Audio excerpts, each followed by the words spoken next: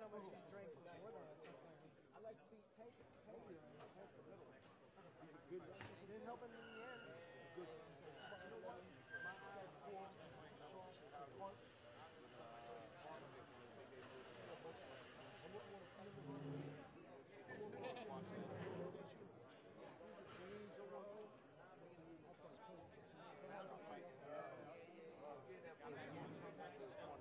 They both look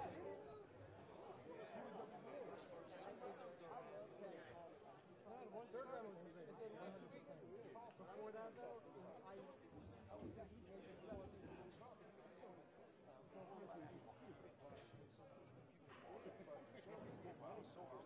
These was every fight. But then we got what? Yeah.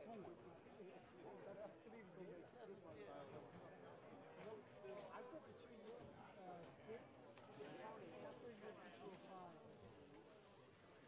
I said that Conor would be, Khabib would be Conor McGregor. I stood by it for 2 years. And everyone else was like, oh, he's Conor McGregor. Just like Ronda Rousey. Ronda was there physically, she wasn't there mentally. Conor was there, and was not there. Was the fight?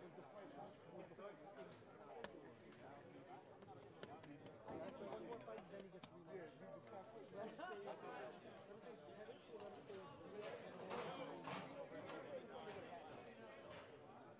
no, it's just like, I don't think he deserves it.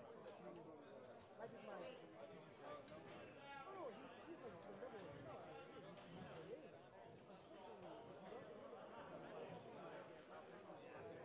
I don't think it was good. It shows by mentally she was not there on the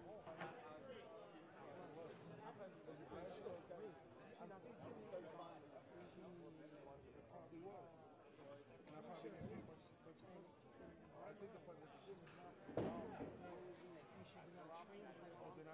second time around. That was she's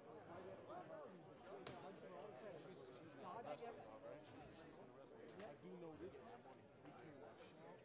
She's quick. She's very interesting to be wrestling. She gave her money over there. She was in the UFC. A lot more, right? But she also has a title. Only UFC, right? No, it was kind of like a weird situation and like they wouldn't go back and forth. But he they don't own the show. It's somewhat the same thing. He wasn't even the weirdest way possible.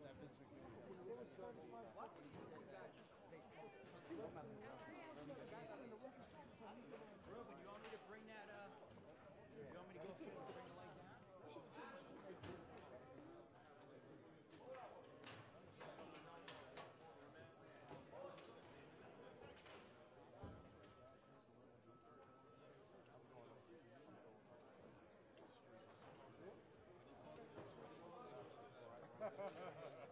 Good idea. Very good idea. Hey, okay, cool.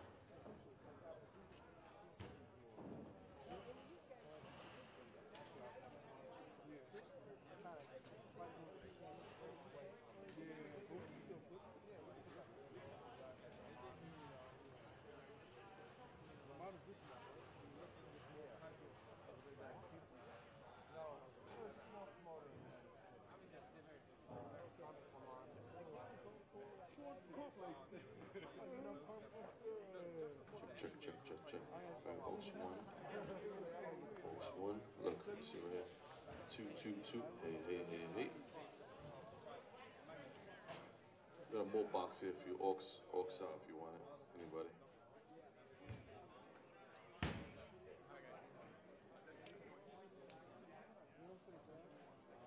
You too.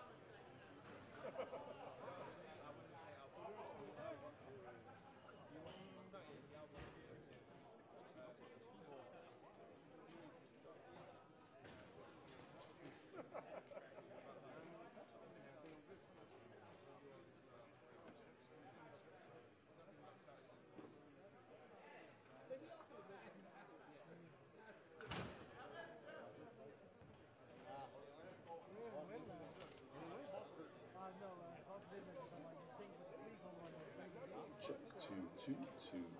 Hey, hey. All right, Jet. Take care, buddy. Hey, hey. Hey, hey. Line level.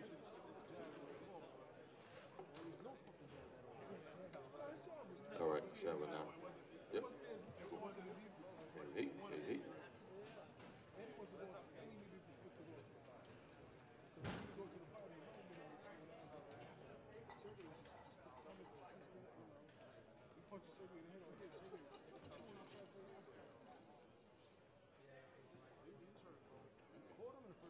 You see the, you see it? Hey, hey. Okay.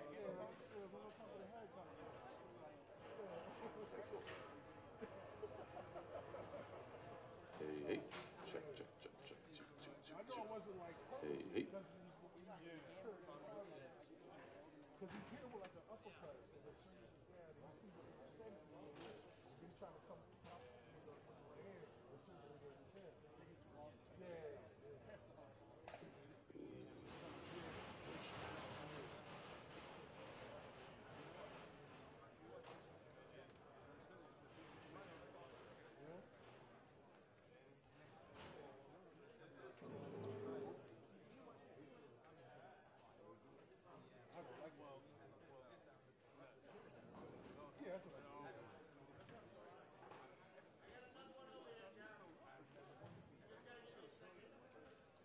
Hey, hey, 2-2.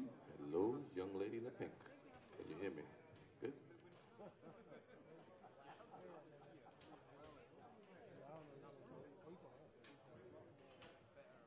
She's right next to the speaker, so you gotta hear her.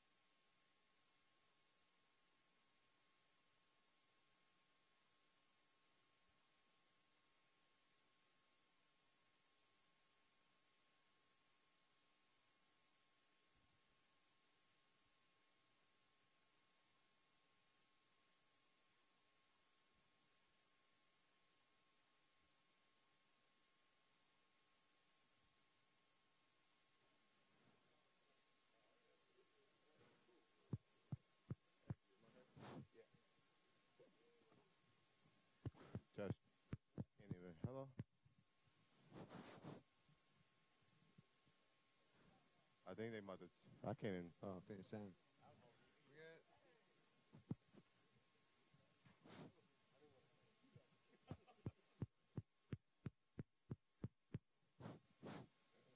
Hello, hello.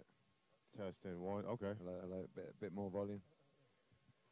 Guys, thanks for waiting up. A brilliant night at the MSG Theatre. A brilliant middleweight fight. And a new IBF middleweight champion of the world. Two-time champion of the world. Big round of applause, I think, for the miracle man, Danny Jacobs. Well done, well done. And Danny, few words. Big fight. Pressure fight. Now you've done it. Feeling good. Well, like I said before, many people didn't know too much about Sergiy. I knew exactly what he had to bring to the table, and he showed it tonight. He was a tough competitor. I'm glad I got hit and was able to give it back and give the fans a really, really good show and earn this IBF middleweight championship of the world. Two-time champion, it feels great, and I think I'm in the best possible position in my career right now, so I'm looking forward to the near future. Guys, we're going to open it to the floor. Chris?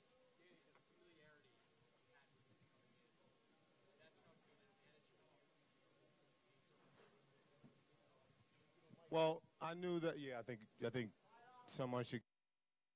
Everybody can hear it, but his question was, is there any familiarity with Sergiy, being that I sparred him so many rounds? And there was. I knew that he had his angles that he tried to implement inside the ring, and I was able to take advantage of that. And I know also from sparring him that he gets tired once he misses. I heard through the grapevine that his goal was to go to the body this fight, and he did that tremendously. Much respect to him, but definitely it helped a lot being inside the ring with him before. So I was able to use my advantages, but I've always said that sparring is totally different from being inside that ring. I wish I would have had a little bit more time that first round. We could have had another first rounder, spectacular knockout. But this is the sport of boxing. All I can do is be grateful in how I won with the unanimous. Was it unanimous? Split. What's wrong with that referee? Oh. It's hey, I ain't gonna complain. I got the belt.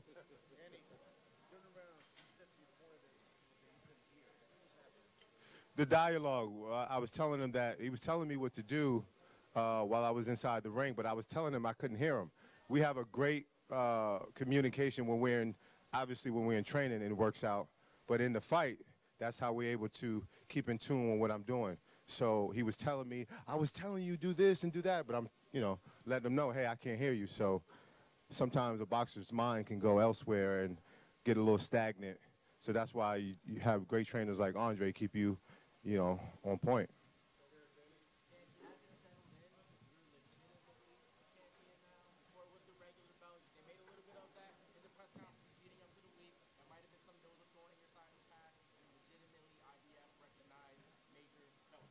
Yeah, it hasn't kicked in yet, but I'm just grateful. But with success, there's always going to come some type of somebody saying something negative, and I understand that. So whether it was a regular world championship, I'm just grateful that I'm world champion again, and I get to be in the position that I've always claimed, which is one of the best middleweights, if not the best middleweight in the world. So now I'm more of a, whereas before I used to be, oh, this guy, he's good. He's more of a threat. Not enough reward. So now I got the reward, so hopefully we can make these big fights in the future. Dan, 1 sec, Dan. Oh, sorry. Thank you. My question for you, Danny, is this. Middleweight's really a hot division right now. You're now a free agent broadcast-wise. You have a belt. You're a big name in the weight class. What do you want to do right now? I mean, you kind of have the world the world's your oyster, I guess you could say. You said oyster? Yeah, the world is your oyster. I love oysters, by the way, too. We're going to have some oysters after this fight. I'm just saying, you have your belt, you have your ability to go anywhere you want, yeah, any outlet, and you have the title and you have a name. It's bittersweet. HBO treated me like a king. The amount of promotion that we got, the respect, the attention that we got is bar none. I'm grateful that I was the one that they chose to give that to. Now that we're a free agent, only time is going to tell what's going to happen. From right now, I just want to enjoy this belt. I want to go enjoy my family and enjoy look back at the fight and see what I could have done better. Maybe then either Eddie or your manager Keith can address that. I prefer really not to address it right now. It's just mainly just, you know, enjoying this. What happens in the future, you'll hear about it real soon, I'm sure. Okay, fair enough. Thank you.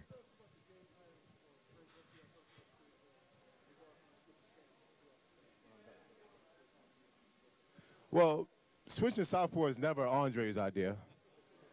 You know, like I've always said, if I could be southpaw at the beginning of my career, I would have loved to. That's one of the things that, you know, as you can see, each and every fight that I have, I try to implement it a little bit here and there. But you can see it was an advantage. I could have worked my jab a little bit more. We were in camp. We was working with Demetrius Andre. We were sparring partners. He was giving me little tricks on how to work the southpaw jab and keep my distance. So cheers, much respect and cheers to Boo Boo on his championship and just being my brother and being there for me in camp. We was helping out each other. I couldn't ask for better assistance.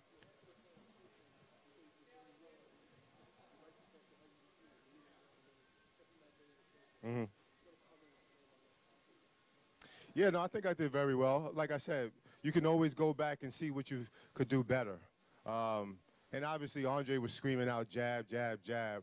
But I know Sergey. I know Sergey was planning coming over that right hand or coming under that right hand. And he got a little pop, you know. I'm not going to lie. He was going to the body very well. So that was really my biggest fear, was him coming over with a big shot. So I maybe didn't put too much emphasis on the jab, but I have my reasons for it.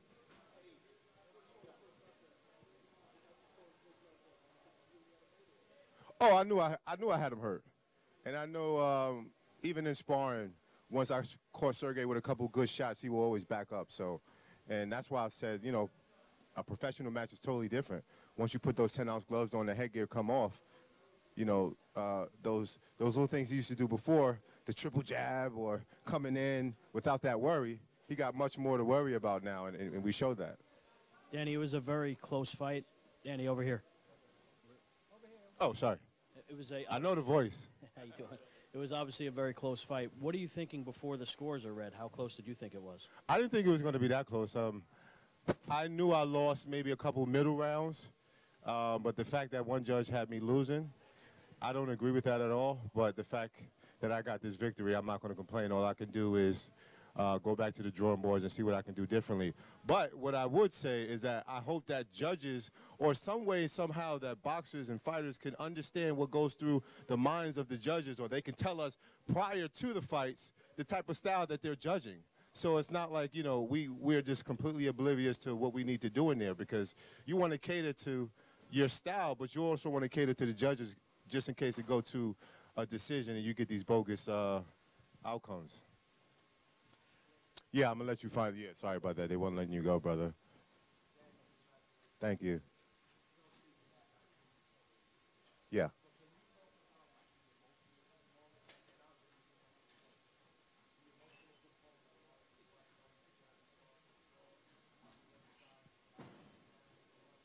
Hey, listen, it was no emotion for me. This is kill to be killed sport. This man was trying to take away from my family. He was trying to take away from my future. In that very moment, for however long it lasted in that ring, there was no emotions from me. Afterwards, I felt some type of way, but not enough to, you know, let it affect me inside that ring. He's a true gentleman, and he has a beautiful family. This was the highest payday that he's ever had of his career, so I'm sure he'll be able to do well in the near future, and I wish him the best of luck. But as far as emotions inside that ring to deter me from wanting to take his head off, that wasn't there, brother. This ain't ballet. Danny.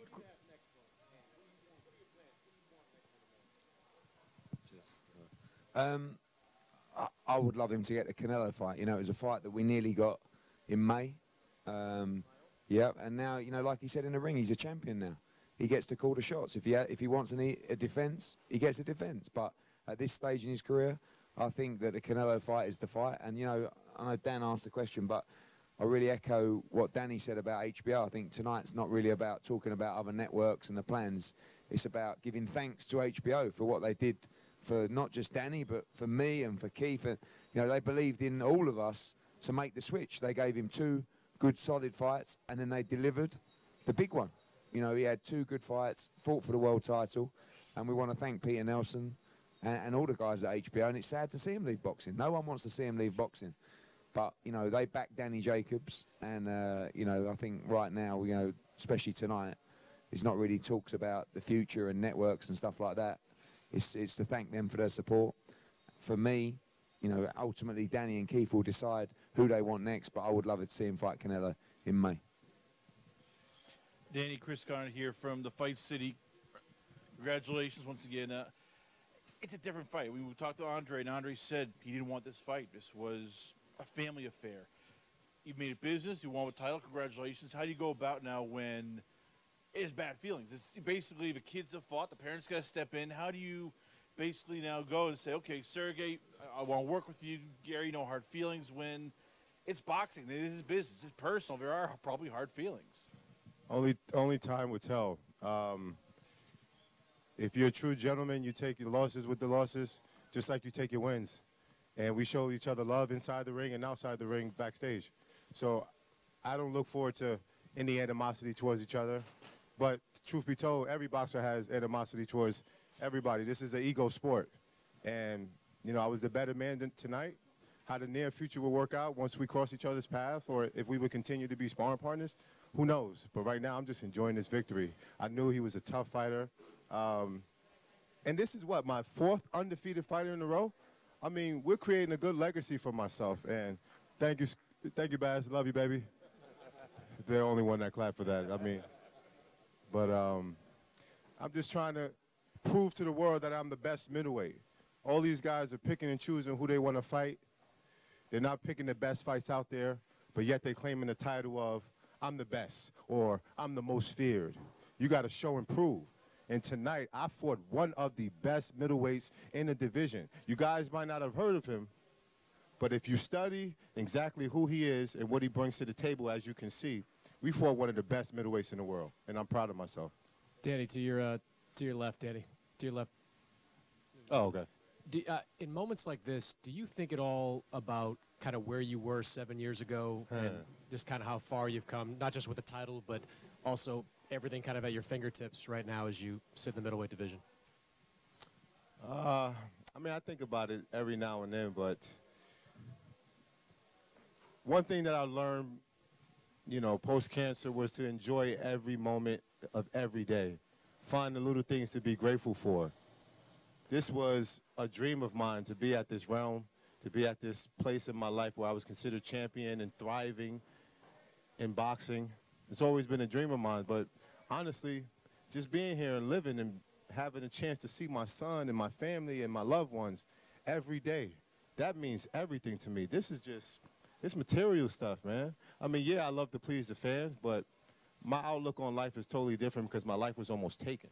So the fact that I could live every day and breathe every day and be around my loved ones, see the sunshine and, you know, see my family, it's priceless. That alone is priceless.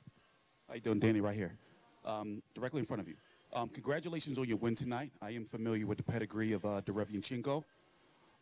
First, I'd like to ask you, what are your thoughts on Canelo versus Felding? And things don't normally go perfect or the way they should, you know, in boxing. But if Canelo does lose, you know, would you fight Demetrius Andrade and unify the titles, even though he's your friend? I'm up for any fight that makes sense. Me and Boo Boo had a discussion before that we will only do it for the big bucks, and we will only do it for unification. But if it's a fight that makes sense for the near future, I can't go against it. That's like my brother, though, and we have an understanding. But if an upset happens, which it always does in boxing, you can never dictate what happens. We'll have to see for the near future. But I have no plans in fighting him. Is it something that I want to do? Absolutely not. It's not like a Peter Quillen or a Sergiy Derevyanchenko where we're just associates. Like, I've known Boo Boo since I was 15, 16 years old. We came up the amateur ranks together. His father is like an uncle to me. You know, this is way more personal than anything. But we also love the sport of boxing, and we also want to do it for the sport of boxing. So we have plans on facing each other, but hopefully in the future, not the near future. Danny. Thank you. Danny, over to your right. Oh, I'm sorry. Give me 1 second. Give me 1 second. Yeah. I didn't hear him. Sorry. Just project your voice.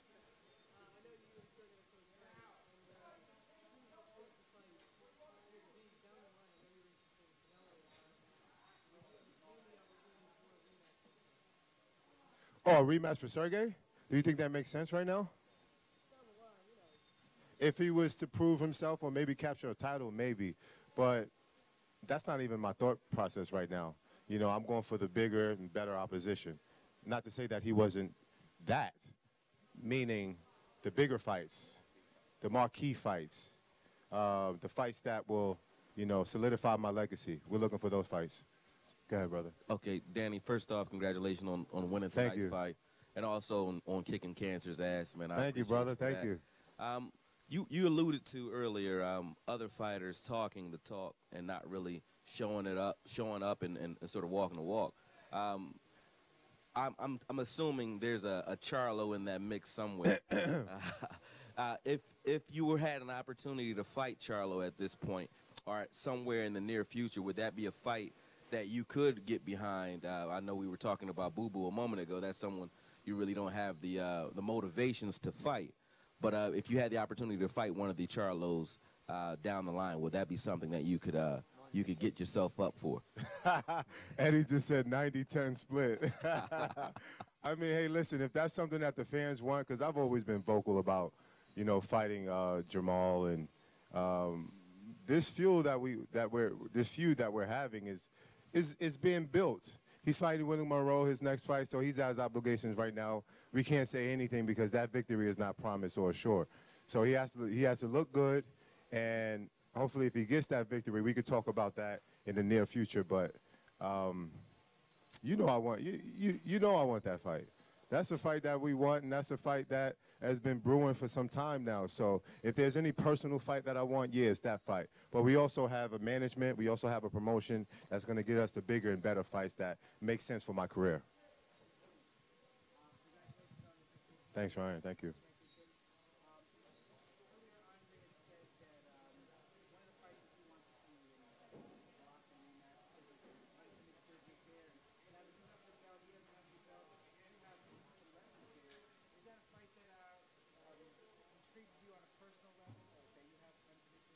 Absolutely, absolutely.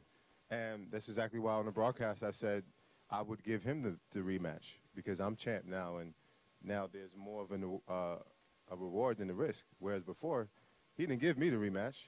You know, I wouldn't give me a rematch too if I was Golovkin, to be honest with you. But now there's almost nowhere for him to go, and from what I'm hearing, if he doesn't sign with the Zone, he's not going to get any of those big fights that he truly wants. But we'll see what happens. I'm in good hands right now. I'm in the best position in my career. I'm just going to let this dwell, and you guys are going to see what's going to happen in the near future for my career. With Triple G, the word on the street is he's a possibility he's going to PBC. What do you think about that? Triple G on PBC? Let me say that again. That sounds pretty good, right? Triple G on PBC? That would be cool, man. I love the sport of boxing, and I'm fans of the Canelos, the Triple Gs, the Charlo. I'm fans of every guy that's in my division. I respect boxing, and I love it. So much credit, much support, whatever you want to consider it. Much love to Triple G in his endeavors or whatever he chooses to go down the line, whether it's PBC, ESPN, DAZN. Much respect to him, but right now, I think it's the Daniel Jacobs show. Eddie, you have the IBF middleweight champion right next to you. You have the WBO middleweight champion, and now you have the WBC middleweight champion. What are your thoughts now? How do you feel about that? Well, my thoughts are is that I want to see them. I believe they're only touching the surface. I mean, Andrade won the world title last week. I would have rather he fought Billy Joe Saunders. You know, Danny won tonight in a fight that he probably won't get the credit for because not enough people know about Derevyanchenko. But I want to see him in those marquee fights. You know, Charlo is a great fight. Golovkin is a great fight. But I still go back to the Canelo fight. For me, is one that we nearly got in May. And that is a fight that I would love to see Danny Jacobs name up in lights in Vegas fighting Canelo. And I believe he can beat him as well. He has got to get past Fielding first, who's also our guy. So I can't talk too much about that. I know he's a favourite in the fight, but, you know, I think at this stage in Danny's career, you know, I don't know how many fights him and Keith and Dre want. But for me, they all have to be, you know, the big marquee fights. Going to have a great rest. And one thing we've tried to do with Danny consistently is to map out his schedule. You know, he boxes in November, then he takes a little month off, then he boxes again in April, then he takes a little month off, then he boxes again in October. Everything's been promised, everything's been delivered, and now the plan again is have a couple of months off and start camp again for Cinco de Mayo.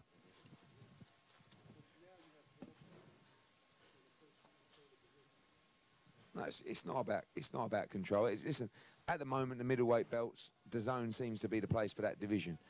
For the welterweight division, it seems to be Showtime for that. So things change all the time, but it's not really about the belts. It's about, for me, one particular fight that I believe gives Danny, not, you know, and of course, the money's always important, and it is a monster payday. But it's a chance to be the absolute king of the division. And the team have always told me that the Canelo fight is one that they really, really believe they can win and really fancy. All right, so congratulations, Danny. Thank you. What I kind of wanted to know is, how would you grade your performance? I'm sorry, can you speak up a little bit? How would you grade your performance tonight? And did Sergey do anything in there that, you know, kind of surprised you? And my second question is for Eddie. Since Well, let's answer one question at a time, because if you ask two questions, I'm not going to be able to think of them. Gotcha. So did he do anything in there to surprise me? No, he didn't. I knew his game plan was to go in there and try to slow me down with body shots, because in sparring, when you got a guy bouncing around and he's too fast, the only way to break him down is through the body. So I was expecting that. So no, he didn't do anything to surprise me. He just fought one hell of a fight, and he didn't give up. How would you grade your own performance, though? I can't grade my performance right now. Initially, I'll probably say maybe a B+, but I got to go back to the tape and really study it to really grade myself. But that's a question I would like to ask Andre Rose. What do you think about my performance? What do you grade my performance? Maybe I shouldn't ask you that right now. Eddie, I just kind of wanted to know, since you have all the middleweight belts pretty much, did you kind of want to do like a round robin where you have the undisputed champion at middleweight? You have everybody here? Yeah, look, again, everyone's case by case. Demetrius, for me, I would like to see him have 2 quick fights to get in the groove. He's been inactive for a long time. Danny's another story. He hasn't been inactive. He's had 3 fights in 12 months. He's ready to go. So, you know, if Danny can beat Canelo, he becomes the IBF, the WBC, the WBA world champion. And then, perhaps, when you talk about Andrade fight, if that's an undisputed fight, maybe the dynamics change. But right now, I don't think those guys are looking at fighting each other. For Demetrius, I'd like to get him out active in the big fights, defending his title. But for Danny, I'd like to see him in the unification. Danny, a lot of your criticizers, the Danny Jacobs haters, were saying Danny was a cruiserweight, Danny was a light heavyweight against Triple G. Now you have the IBF belt that mandates the second day weigh-in. Do you think this gives credence now to that you are a middleweight and somebody who can come in and you're not an overblown, oversized weight bully? Right. I mean,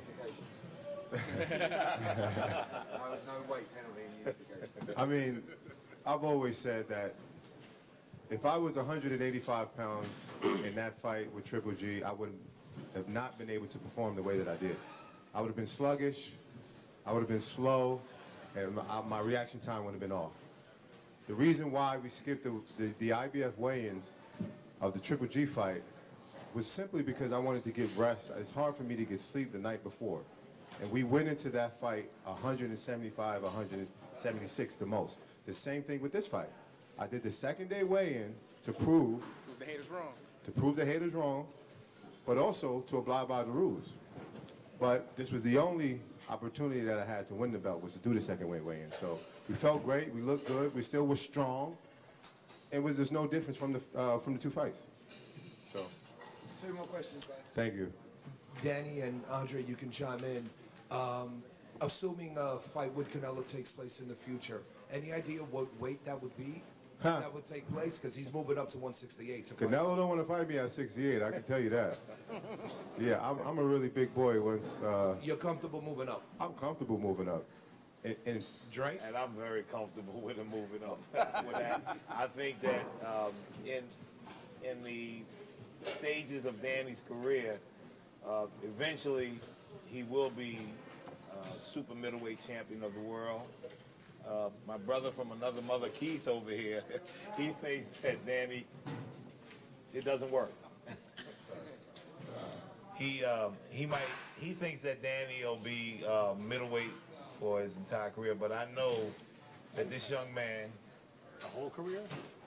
most of it, this young man is going to be a several division world champion.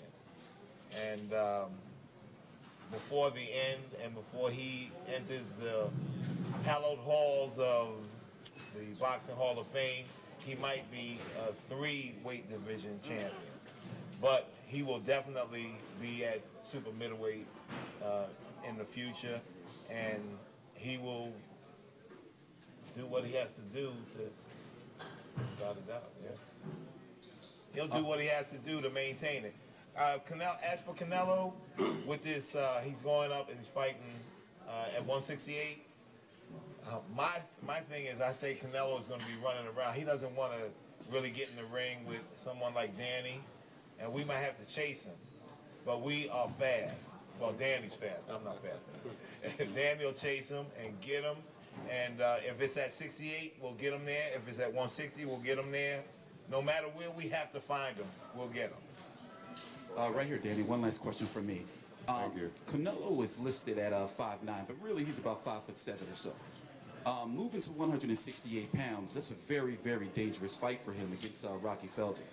A lot of people don't really know who Rocky Felding is because a lot of his fights, majority, if not all, wasn't televised here in the States. So can you give a prediction on that fight, and how do you think that Rocky Felding can spoil Canelo's plans? Well, this is boxing. Anything can happen, especially when you're fighting a bigger man. I don't know Rocky's chances of winning because I don't really know his skills. It was really my first time ever hearing his name when the Canelo, sorry, Eddie. But it was my first time hearing about him once the Canelo fight happened, but. You might be fine. But, you know, anything happens in boxing. I just think Canelo is going for history and trying to be a 3-division champion, so best of luck to him. And come back on down to the middleweight division. Let's get this thing on. Thank you, guys. Thank you very much for the support. I appreciate you guys for staying and all the questions. May God bless you. Say that again. Brooklyn always show love. I'm grateful, bro. Thank you. We did it again, Brooklyn.